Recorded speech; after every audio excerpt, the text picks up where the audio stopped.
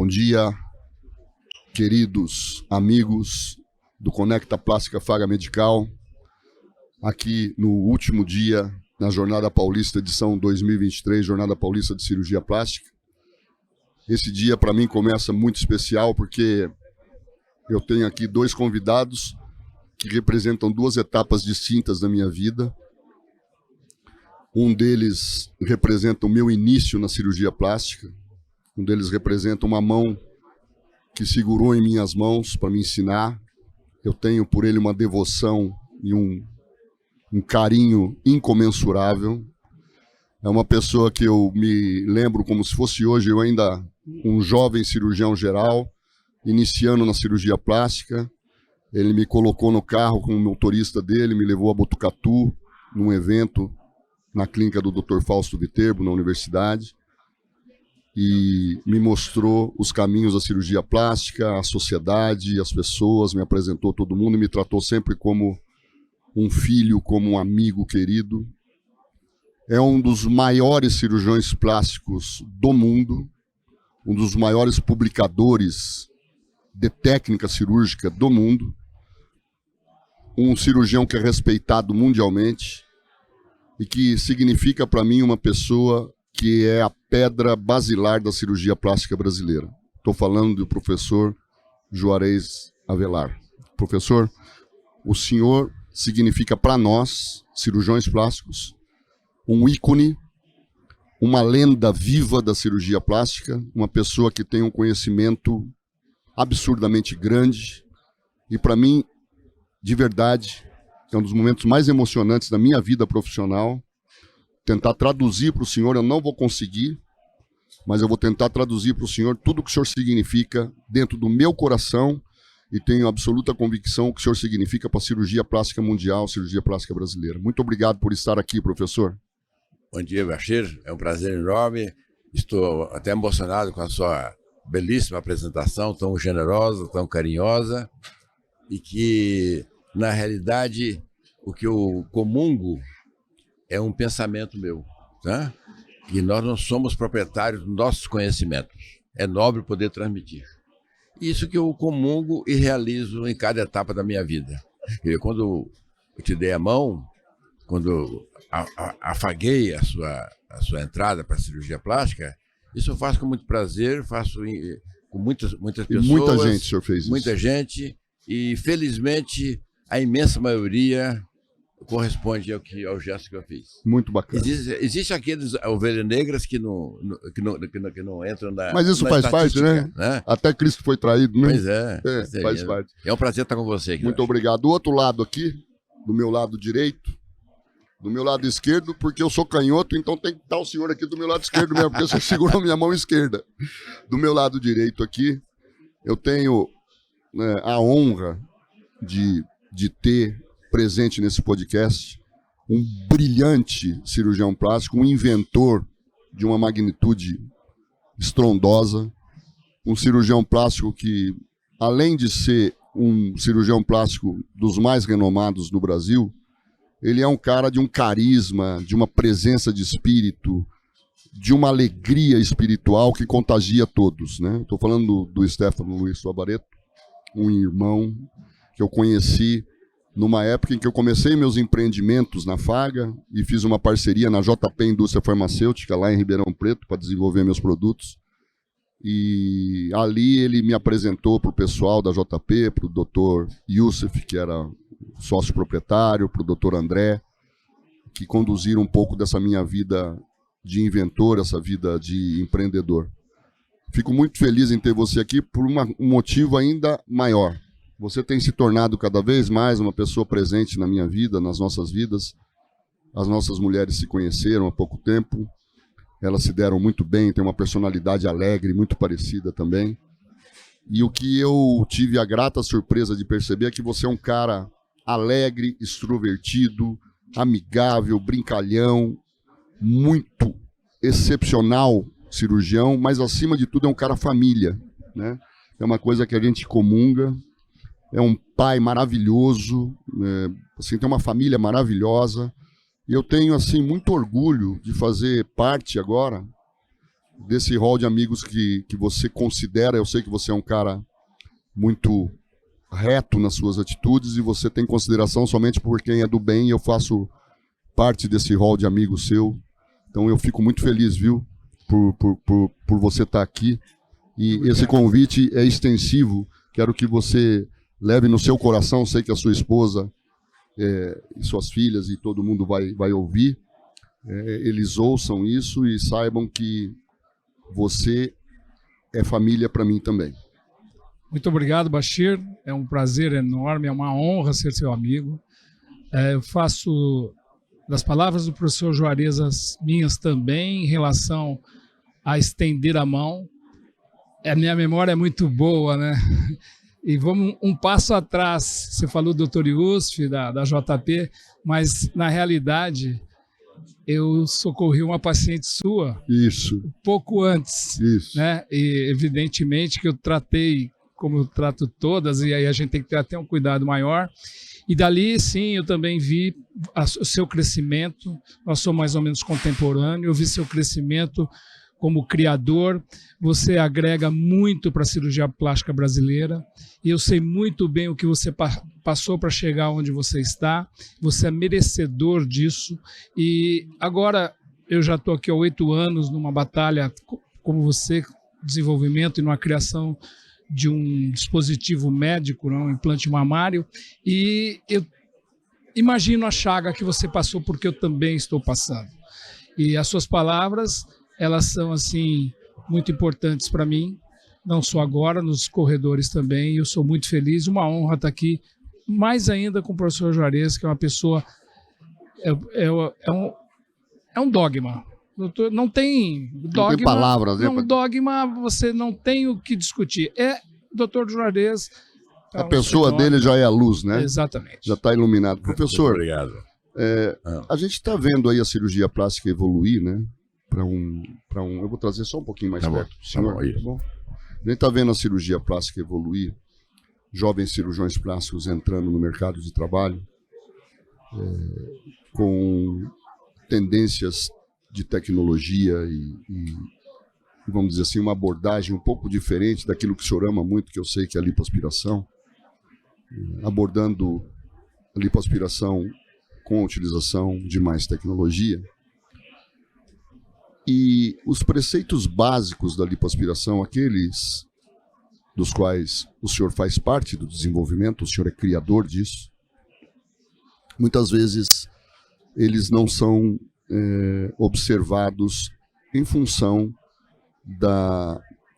vamos dizer, não do desconhecimento, porque a gente acredita que todo cirurgião plástico formado pela Sociedade Brasileira de Cirurgia Plástica tem um conhecimento técnico, tem um conhecimento científico para isso, mas a observância desses preceitos, ela está sendo subjugada por uma necessidade absurda de se colocar a tecnologia à frente, e eu estou aqui falando em favor da técnica cirúrgica, a despeito de a gente ser desenvolvedor de tecnologia, da boa prática da técnica cirúrgica.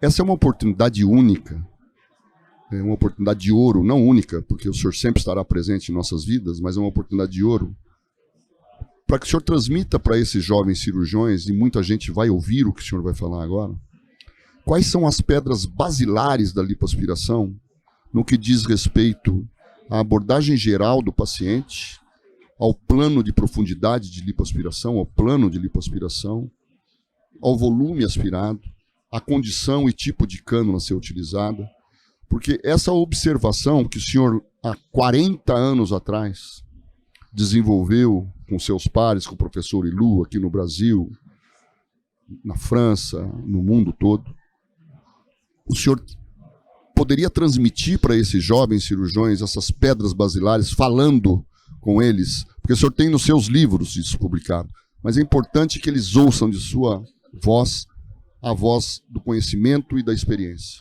Muito obrigado, Jachi. É uma pergunta muito curiosa. Primeiramente, eu diria que, do ponto de vista geral, a cirurgia plástica está sempre evoluindo, porque há 6.000 anos existem relatos, né, nos compêndios de cirurgia plástica e nos meus livros também, referência ao Sushruta, que ele publicou um livro no ano 600 a.C.,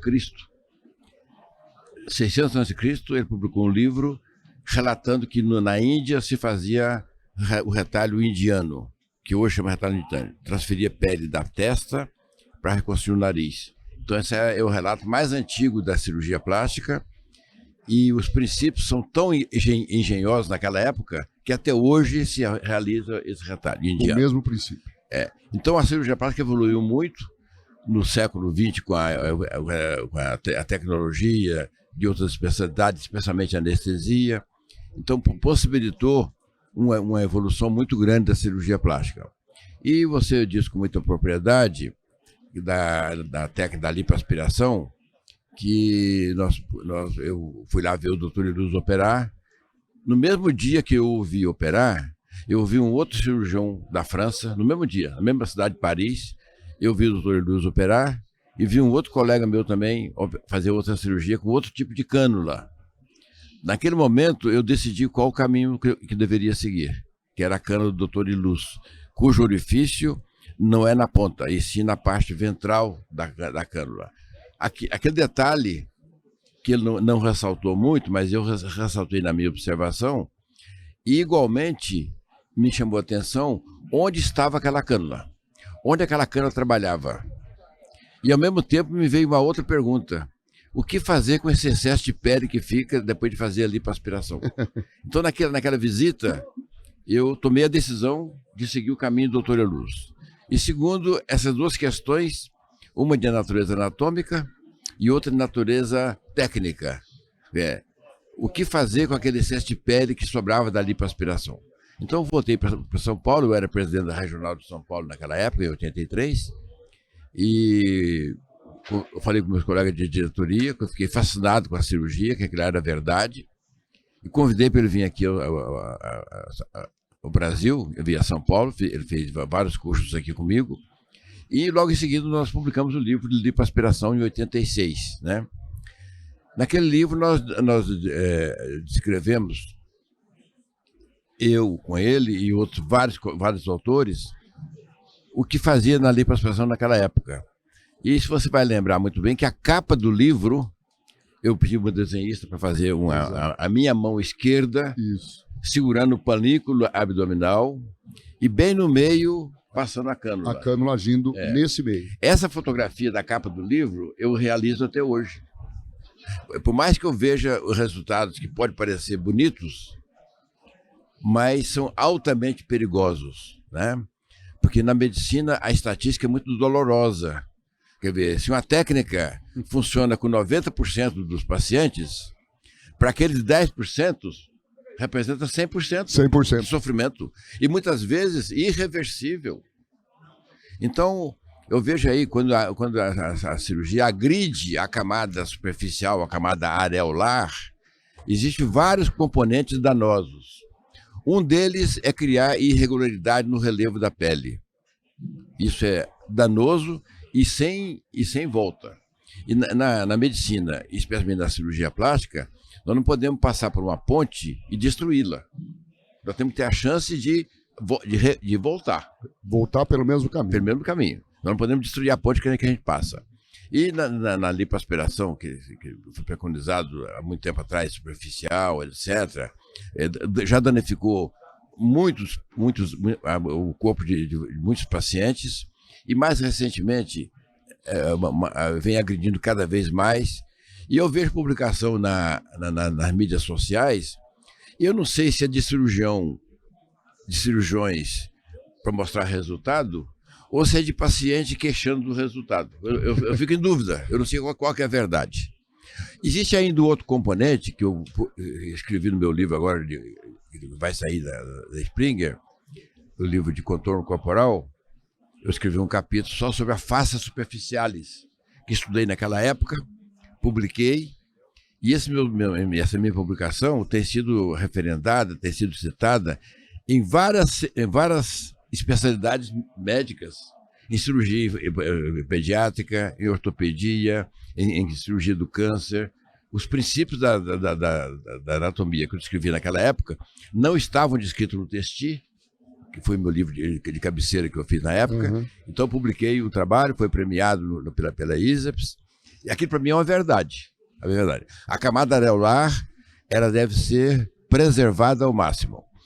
E eu escrevi nesse capítulo agora, que vai sair no livro, um detalhe que eu vou falar pela primeira vez, aqui para você e para o seu público e para os nossos colegas. Quando a camada areolar é danificada, aquele paciente ele fica proibido de receber insulina. Como eu sou diabético, eu tomo insulina diariamente. Olha isso, Stefano. Eu tenho o capricho de fazer a minha insulina na camada areolar. Às vezes que eu acidentalmente injetei na camada lamelar, eu passei com a glicemia alta o dia todo, até concluir que realmente a camada areolar... absorção. A camada areolar é a camada adequada para fazer a absorção da insulina. O plexo vascular ali, ele é exatamente ideal para isso. As células são arredondadas, são grandes, as ramificações são bem homogêneas. Já na camada lamelar, é uma camada que passa vasos muito grandes ali. Calibrosos. E ainda mais corre o risco de pegar uma artéria, uma veia daquela, isso passou e jogar direto a insulina passou comigo também. Eu fiz uma aplicação de insulina, daí menos de um minuto eu tive uma crise de hipoglicemia horrorosa, então concluí que a camada areolar é de eleição. Então quando faz uma cirurgia estética e destrói a camada areolar, aquele paciente está eternamente proibido de tomar insulina. Além das consequências estéticas, irremediavelmente condenado a não poder utilizar na necessidade um agente. Então eu vejo com muita preocupação. Eu sou favorável à evolução, mas tem que ser uma evolução palpável, que pode ser calcada nesses princípios e que pode voltar na ponte que passou. Passar numa ponte e destruir a ponte é um perigo muito grande para o paciente. Em relação à infiltração, em relação ao tipo de anestesia, o tempo anestésico, a temperatura da sala, o aquecimento do paciente, que tipo de informação o senhor pode passar e experiência para o cirurgião atual? O tipo de infiltração é o mesmo que eu descrevia naquela época. Eu faço infiltração para facilitar a lipoaspiração, e algumas vezes uma infiltração para fazer um procedimento menor com anestesia local, mas sempre com anestesista. Eu não faço nenhum procedimento sem anestesista. E a temperatura da sala tem que ser uma temperatura agradável para o cirurgião e, consequentemente, para o paciente. Não pode nem ser fria demais e nem ser muito quente. Tem que ser uma temperatura agradável para o cirurgião e para o paciente. Existe consequência, né, na temperatura muito baixa? Existe, é perigoso. De equilíbrio hemostático, né, do paciente, tanto da hemostasia da cirurgia, como no meio ambiente que tem que estar convivendo. Só uma curiosidade, assim, uma pergunta com uma resposta bem bate-pronto, assim. O senhor tem quantos livros publicados? O senhor se lembra? 28. 28 livros 28 publicados. 28 livros publicados de cirurgia plástica. Mas de medicina são 24. Ah, é? O senhor 24. O senhor tem 3 livros de literatura e tem um livro publicado para a área de direito. Trabalho científico, o senhor não perdeu a conta, né? Isso não dá para contar. O senhor sabia que o Stefano, ele desenvolveu uma coisa maravilhosa, né? Observacional primeiro. Ele tinha alguns problemas com cirurgia de implante mamário e mastopexia, enfim. E ele começou a observar algumas curiosidades, né, nas cirurgias que ele realizava, alguns elementos que não agradavam muito no resultado, e ele teve uma percepção e sabe aquele insight que a pessoa tem e revoluciona a medicina? Esse homem aqui teve. Conta para nós aí essa história, como é que foi isso, por favor. Mostra pra gente como é que funciona isso. Mostra aí pro professor também como é que funciona isso, porque o professor, ele é ávido por conhecimento, viu? E ele vai te fazer pergunta depois, não sei se provar. Muito obrigado novamente, Bashir. Como funciona? Ele disse como funciona. A medicina, a ciência, ela é feita através de pontes. E como ele disse antes de Cristo, né, já se tinha conhecimento da anatomia. Só que foi em 1907 que teve o grande passo que nos traz aqui hoje. Eu não sei se vocês sabem, mas em 1907 foi descoberta a fáscia. Sabia-se muito, olha só, 2000 antes de Cristo. A fáscia é nova, é de 1907, por um desenhista que ia no Anatômico à noite, a pedido de um grande professor do Colégio Real de Londres, ele viu que tinha uma laminazinha que ninguém descrevia, não estava em livro nenhum. Aquilo era fáscia. E a partir de 1907, esse desenhista depois virou médico, trabalhou na guerra, recebeu as maiores honrarias da coroa. E, assim, a fáscia serviu muito para os fisioterapeutas, naturalmente, para o ortopedista, as liberações miofasciais que tratam hoje doenças praticamente deformantes, mas, para mim, ela foi assim como foi para o Royals. Eu tenho certeza que o Royals se inspirou. Eu não tive a oportunidade de conversar com ele mais, porque a primeira aula que ele deu aqui, ele sentou do meu lado, mas eu não estava tão ligado naquilo. Mais ou menos em 2009, exato, eu comecei a ver aquilo do Royals e estudar a fáscia. E eu fui ver que a fáscia do músculo peitoral maior, como é única no corpo todo, a fáscia, ela tem um comportamento da sua face anterior que adere, assim como o poliuretano. E a face posterior da face do peitoral maior, ela desliza como a microtextura. Estava feito o meu implante. Eu tinha resolvido um problema, porque você sabe, Bachir, eu era jogador de futebol, nunca tinha estudado na minha vida. Eu me formei com o professor Cássio Raposo do Amaral, tinha feito uma mama na minha vida. Cheguei no meu consultório, abri meu consultório aqui em São Paulo, em Sertãozinho, só tinha mama para fazer. Na terceira mama que eu fui fazer, eu falei, mas não é possível que um implante mamário que se relaciona com vários tecidos do corpo, independente da posição em relação ao músculo que você ponha, tenha uma textura só. Isso não dá certo, isso é antagônico. Aí, onde eu criei o poliuretano, juntamente com uma cinta vulcanizada, para deslizar de uma forma sinérgica, para mitigar a reação inflamatória, certo?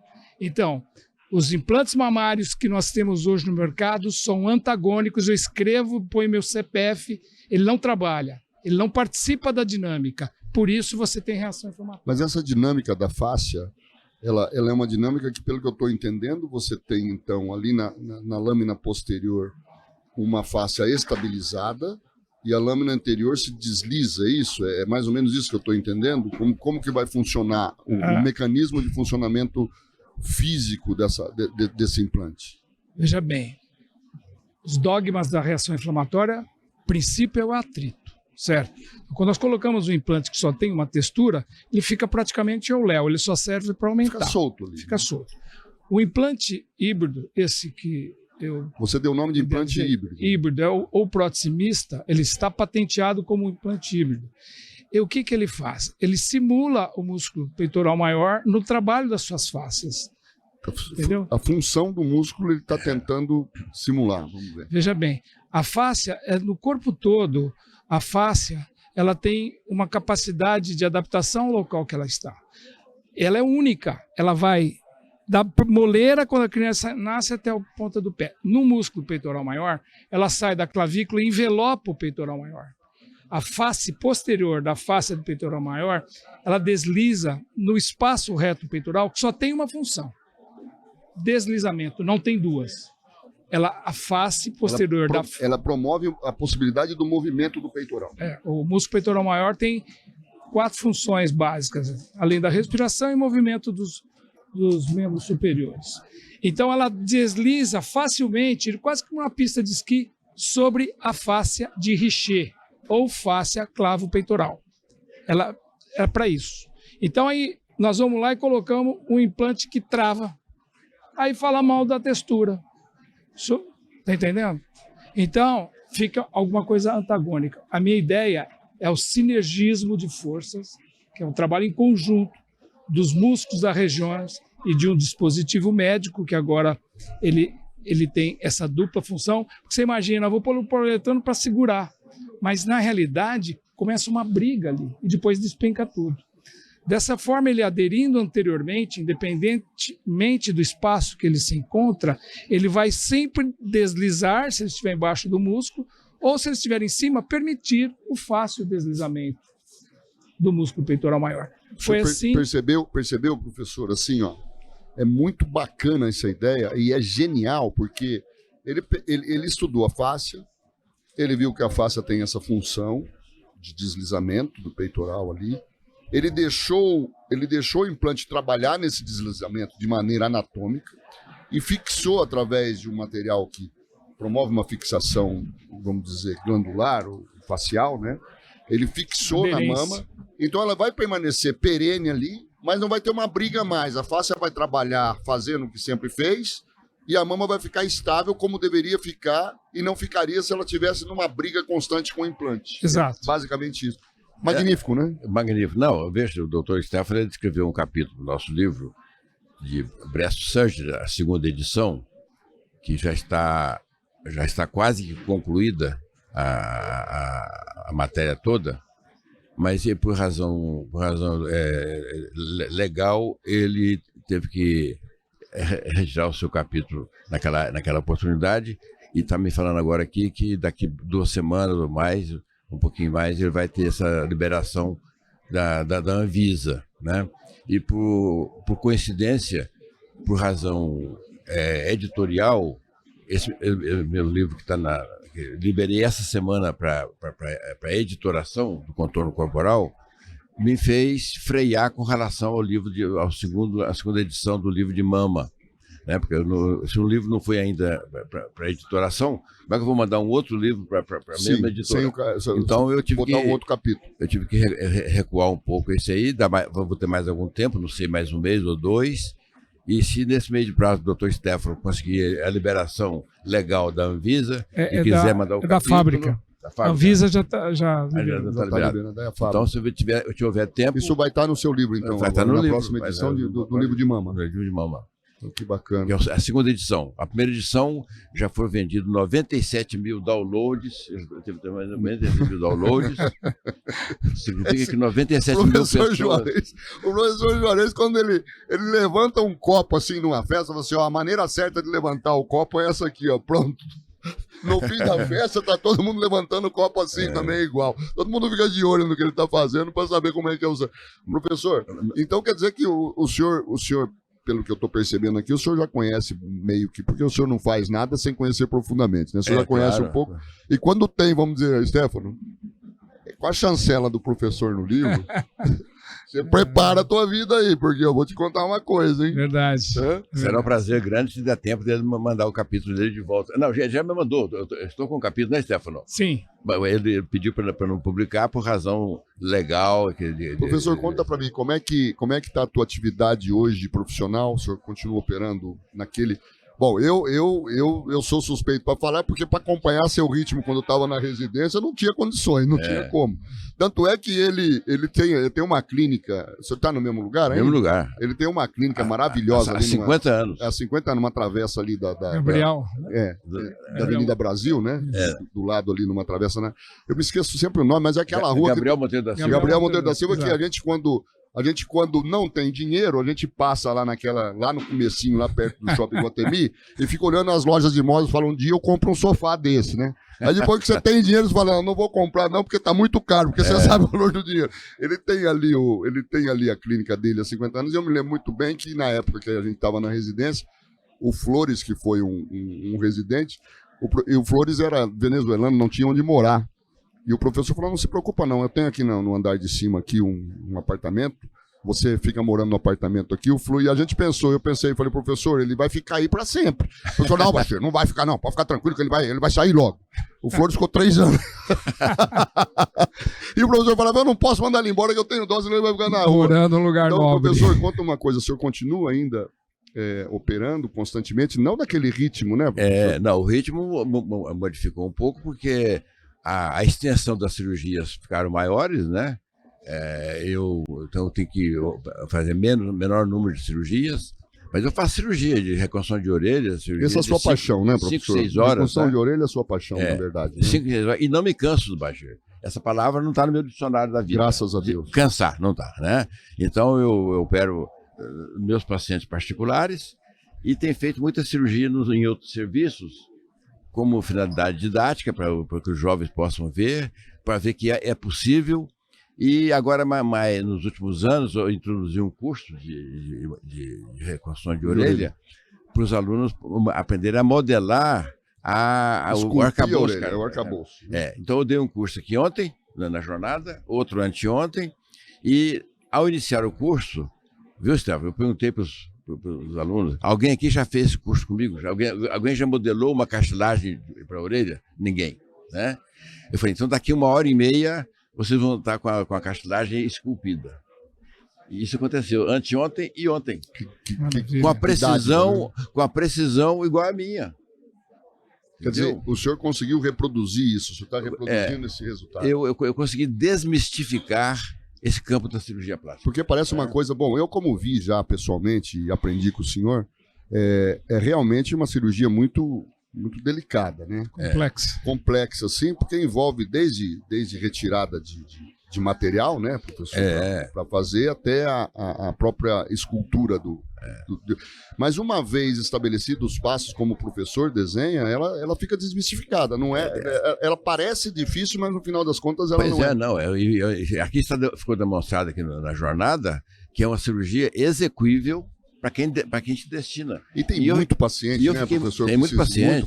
Não, eu fiquei impressionado de ver o interesse que os jovens estão tendo para essa modalidade cirúrgica. Voltar-se para a cirurgia reparadora. Os dois cursos que eu dei foram lotados e ficou gente na porta querendo entrar. Que bacana. Eu limito em 30, Baixinho, porque o curso, viu, Stefano? Sim. Eu limito em 30 porque eu vou de mesa em mesa acompanhar o desenho que cada um faz, a incisão que cada um faz, até modelar a orelha. Sim, por uma questão até prática, né? Prática. De hands-on. Eu vou agora em Recife, no final do mês de junho, dar um curso lá, também com a demonstração cirúrgica, e dar um curso de 4 horas, vai ser 4 horas, né? O ideal seria 4 horas, um curso, né? A jornada atropela muito a programação, então fizemos um curso de 2. Mas foi altamente positivo, alto resultado, e fiquei muito contente, parabenizei o doutor José Otávio, o Flávio e o Jorge Abel por disponibilizar o horário e as condições para o curso, entendeu? Eles puseram as mesas lá adequadas. Essa jornada está fantástica. A mesa que eu utilizo na sala de cirurgia, eles colocaram para mim lá Olha que bacana. Lá na sala de aula. O senhor se sentiu confortável. Confortável, E foi muito gratificante, eu fiquei muito contente. E eu digo sempre o seguinte, quer ver, os pacientes que eu opero na minha sua clínica privada são particulares. Só opero paciente particular. Sim. Eu falei isso todo dia aqui na mesa redonda que eu modelei. Eu falei, eu só opero paciente para que o público saiba, os jovens saibam, que existe paciente particular com existe um campo aberto para isso, com deformidade, que está disposto a... O paciente está aí andando pela rua fora com a mutilação da orelha, ou congênita ou traumática adquirida, e que precisa ser reparado. E então a minha geração não aprendeu a operar a orelha. A minha geração. Então, ela, como não aprendeu, a geração seguinte também não passou para a geração seguinte. Não passou para outra. E assim, hoje nós estamos na 3ª ou 4ª geração e continua essa Mas o senhor está invertendo. Mas eu, graças a Deus, estou conseguindo... É uma investidura que o senhor está fazendo do seu tempo, do seu conhecimento. Graças aos colegas dirigentes das entidades da nossa que lhe permitem a possibilidade. Que permitiu essa situação. Stefano, você tem noção já clara, porque para mim, assim, acho que o professor também vai compartilhar da minha opinião, você vai ser disruptivo demais, hein?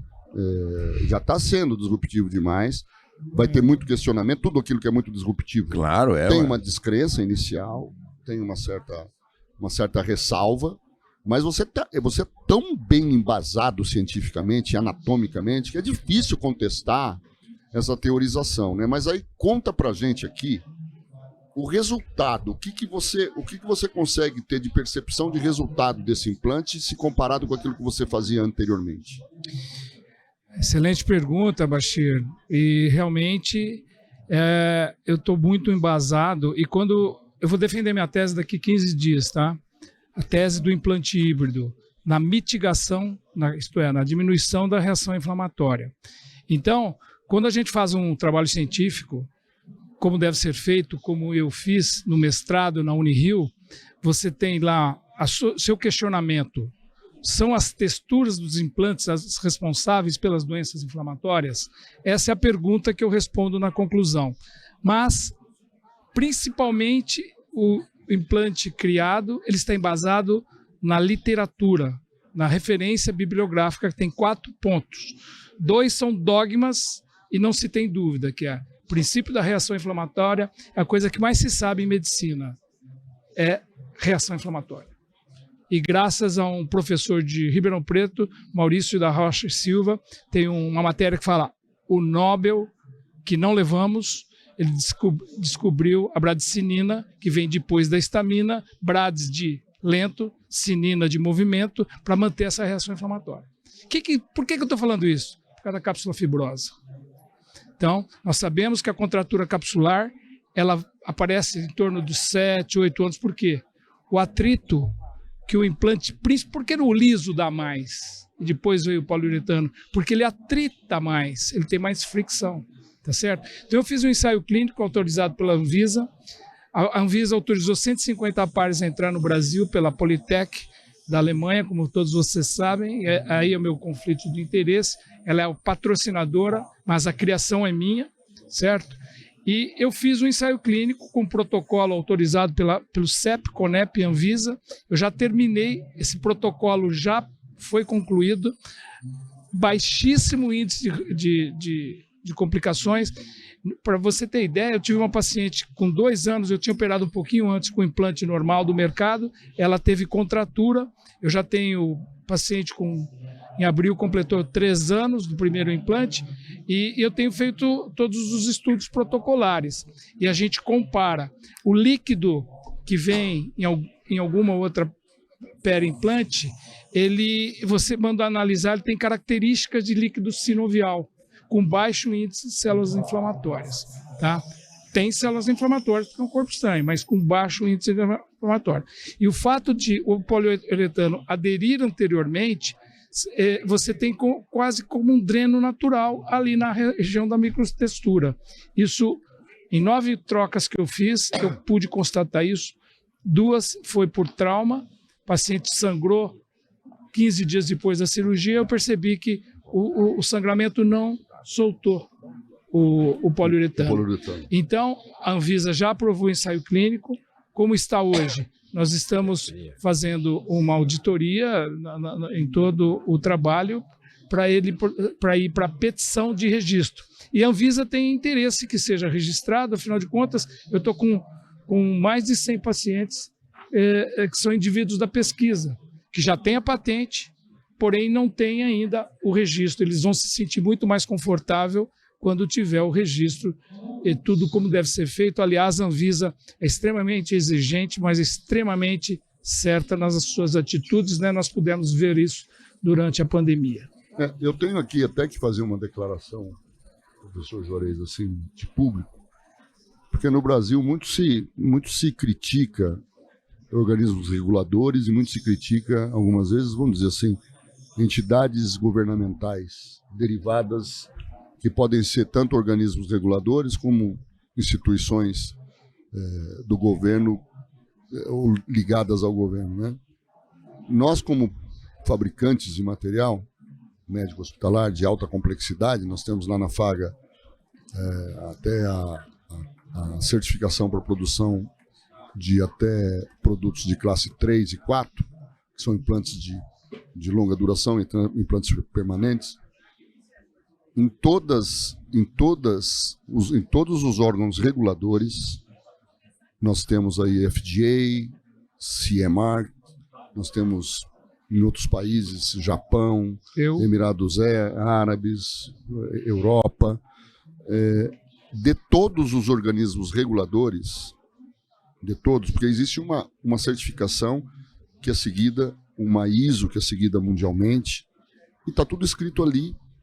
E de todas as certificadoras, a que é mais exigente e é mais correta nas atitudes em relação às exigências que ela faz, quando você não atende a algum requisito, é a Agência Nacional de Vigilância Sanitária do Brasil. É uma instituição extremamente séria, altamente competente, com técnicos de altíssimo nível, que regulam um mercado extremamente complexo, que é o mercado de produtos para a saúde, né?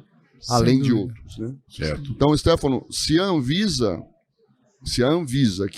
que nós aqui no Brasil reconhecemos, e lá fora também é reconhecido, ela está validando esse seu trabalho, é sucesso garantido. Eu tenho absoluta convicção que você não deixou nenhuma aresta aberta, nenhum flanco aberto, e eu acho que vai ser disruptivo.